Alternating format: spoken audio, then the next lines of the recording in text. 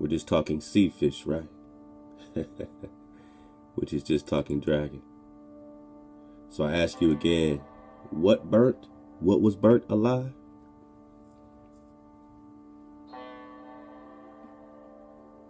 In P.T. Barnum's museum? Oh, come on, man. You remember this drop, man. You remember this drop, man. Chef Candy dropped this. Let's go. A-Hop Chef Candy. We're just talking Phineas. This book has everything to do with the Dragonology, man. Free Phineas, man.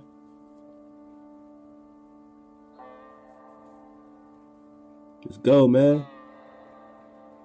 This book is the Dragopedia, the Great Dragons, an artist field guide and drawing journal. Get the link, pull it up. This is for the real dragon enthusiasts, the real dragonologists.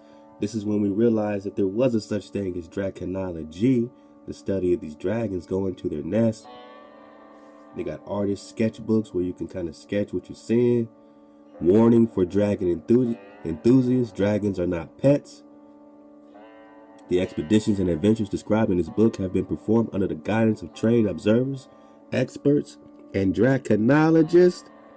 This is when we say, what? This is a dragonologist? The author encourages all readers to be forewarned that dragons are extremely dangerous and unpredictable animals that should never be approached or harassed. Leave them alone, they're saying. Severe injury and death may be inflicted by these animals in their natural habitats. What habitats? Dragons are predatory wild animals. Intrusion in their nesting grounds, threat of their young, startled behavior are all natural catalysts for dragon attacks. What dragon attacks? Talking about the fiery serpents?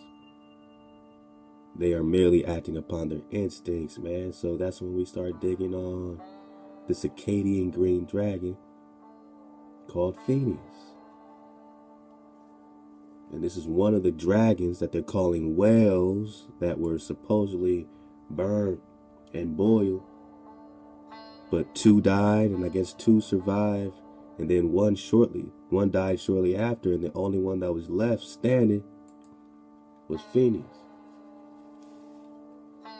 Now, what burnt down this museum? I mean, if you put 4 dragons in captivity, maybe your museum might burn down. And what do they say before leaving an expedition to see the Acadian green dragon? Now, check this out, man. This is called a Dracorexis. You look in the Children's Museum today, in the Children's Museum, they have a Dracorexis. But they take the wings off, so you think it's just a dinosaur. But you put the wings back on these dinosaurs like the T-Rex, and you have these Dracorexises. You have what, these are species of great dragons. That's why they say the T-Rex is the king and all this stuff. They're talking Dracorexis, man. They're talking Dracorexis, and it's in the Children's Museum today. Now, what's up with this Acadian green dragon? What's up with Phineas?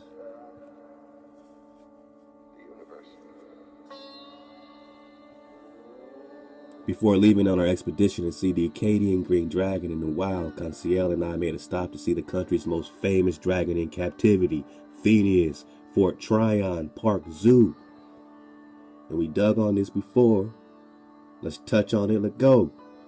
Fort Tryon Park Zoo. So there's a place called Fort Tryon Park Zoo in Upper Manhattan. Is home to Phineas, a 140-year-old Acadian green dragon that has lived in New York City for over a century.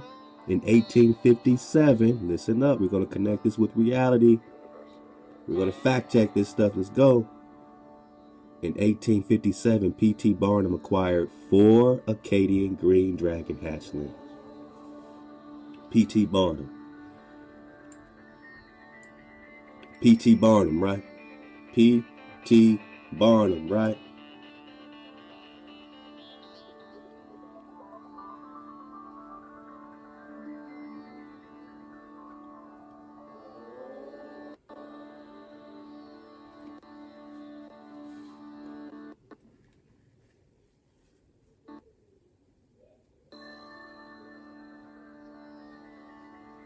And they're calling this a freak show.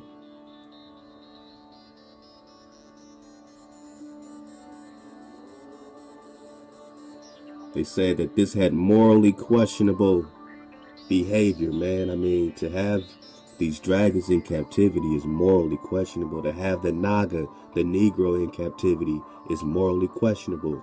They call these enclosures, but we know they're prisons. It's morally questionable.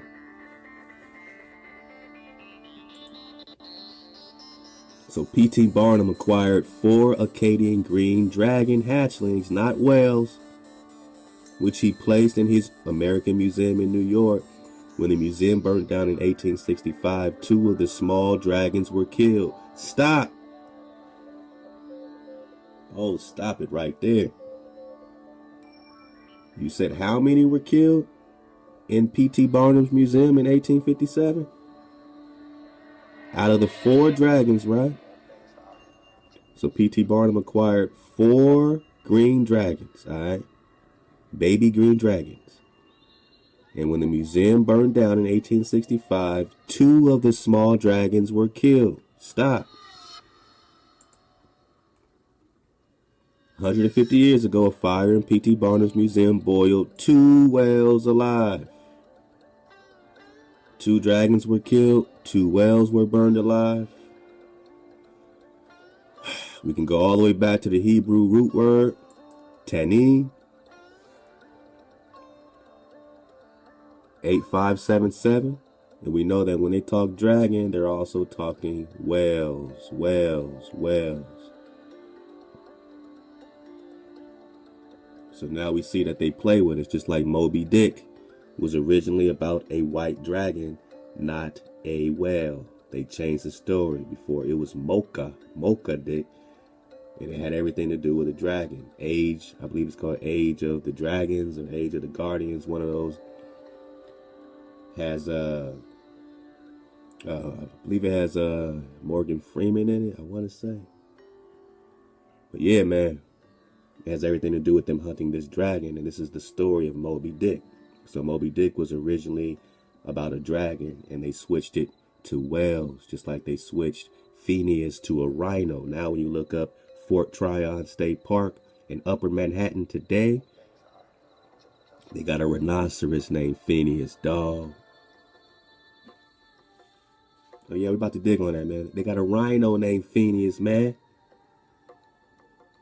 So why would you need a rhino named Phineas if there was never a dragon named Phineas at that same exact park? I mean, you could have rhinoceroses, but it's very coincidental that you call him Phineas, man. Oh, let's put another horned, ancient creature, another creature with horns on his nose. Let's call it a rhino. Let's call him Phineas. Although back in the day, it was all about people going to see the dragon named Phineas in 1800s. It wasn't weird in the 1800s to go visit a dragon. Now, 2019, it's crazy.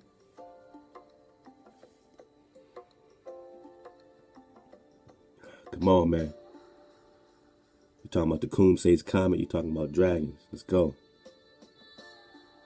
1857, Barnum acquired 4 Acadian green dragon hatchlings, which he placed in his American Museum in New York.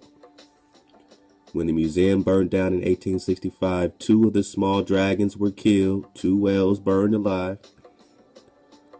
The remaining dragons were taken on tour with Barnum for over a decade on P.T. Barnum's Grand Traveling Museum in Menagerie. So his freak show, his Grand Traveling Freak Show, they took the other 2 dragons. In 1888, Barnum donated 1 of the dragons to the London Zoo. Is it play? Or will you find evidence of this? We're fact checking, right? Barnum donated 1 of the dragons to the London Zoo, but it quickly got sick and died in 1889. The last dragon, my naga, the last dragon was donated to the New York Zoo in 1891 upon Barnum's death and named Phineas in honor of his benefactor. A beautiful Victorian dragon house was built for Phineas. No, that was a prison. A beautiful Victorian dragon. Shut up, man. You put him in jail. And he quickly became the central attraction, which means they started making money off of him. By the 1960s, however, the New York Zoo, the Dragon House, and Phineas, who had been living in the small, cramped concrete pit for over 70 years, were all in bad repair. So even as early as recent as 1960, they were still visiting Phineas in New York City, man. What world are we living in? What we think is crazy. This is all the nesting grounds of the Acadian green dragon throughout, you know what I'm saying, all the coastal areas, from Connecticut to Massachusetts, New Hampshire, Maine, Nova Scotia, all the way up. So in the red, you got the historical nesting grounds, and then in the purple is what they're left with today. So as early as 1960, they were still visiting Phineas, man, who had been living in a small, cramped concrete pit for 70 years. They were in bad repair. Now listen up, man.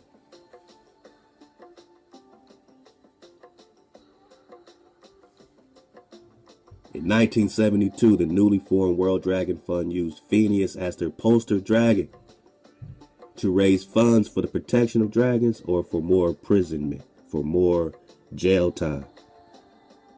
In 1978, a new dragon enclosure was built for Phineas, a new prison, and his health and attendance at the park dramatically improved. Attendance improved.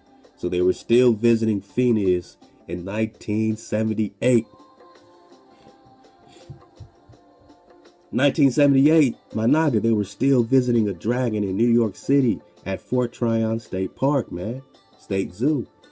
They call it a zoo now. This is a dragon preserve. Now it's a dragon prison. A new dragon enclosure, as of 1978, was built for Phineas, and his health and attendance at the park dramatically improved. Today, Phineas, free Phineas, is the only great dragon alive in captivity in America.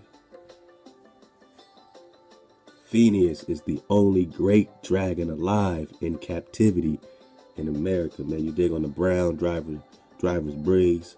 Start digging on Phineas the Negro. Yeah, man, you got Phineas the Negro connected to the scripture, so they try to tie it into P.T. Barnum. I mean, it can connect all the way to Eleazar, you dig? Eleazar, you dig? In captivity right now. Today, Phineas is the only great dragon alive in captivity in America. Oh yeah, 1972, the newly formed World Dragon Fund was used for Phineas to raise funds, right? He's the poster dragon. Now they got a rhino as the poster dragon, covering up the truth. You wouldn't need a rhino named Phineas if you didn't have a dragon named Phineas. And what's this World Dragon Fund, man? And I believe Aqua Freeman dropped this on us, man. Templeton Dragon Fund. So the started as the World Dragon Fund is now the Templeton Dragon Fund. Today it's traded as TDF. Today it's traded as TDF on the World New York Stock Exchange, man. So you dig on it. You got the links. Dig deeper. Dig deeper. This is what we do. This is our investigation, man. Templeton Dragon Fund, huh? In 1972, the newly formed World Dragon Fund used Phineas as their poster dragon to raise funds for the protection of dragons. And then they formed a new dragon enclosure or a new dragon entrapment for a new prison. 2 whales alive, 2 whales boiled in the fire. What caused the fire in this building if you had 4 dragons in there?